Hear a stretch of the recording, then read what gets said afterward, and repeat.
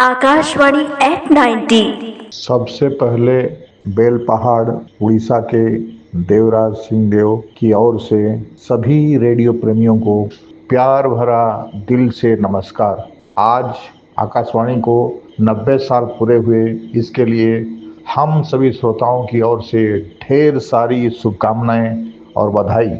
मेरी उम्र 68 साल की है। मैं 50 सालों से रेडियो प्रोग्रामों में भाग लेते आ रहा हूं। जब एसएलबीसी के प्रोग्राम चल रहे थे, बढ़ चढ़कर हम सभी भाग लिया करते थे। अफसोस की बात है, आज सभी प्रोग्राम बंद पड़े हैं। जब से डिजिटल युग का जमाना आया, रेडियो प्रोग्राम हर जगह साफ सुनाई पड़ रहा है। इसके लिए धन्यवाद। मैं आकाशवाणी रायगढ़ के प्रोग्रामों को भी काफी मन लगाकर सुनता हूं। आशा करता हूं भविष्य में भी अच्छे अच्छे प्रोग्राम पेश होते रहें और हम श्रोताओं का मनोरंजन बढ़ता रहे। रेडियो के माध्यम से देश विदेश के सभी श्रोताओं के साथ हमारी दोस्ती हुई। कुछ श्रोताओं के साथ आज भी दोस्ती कायम है। सभी रेडियो प्रेमियों को नमस्कार, धन्यवाद।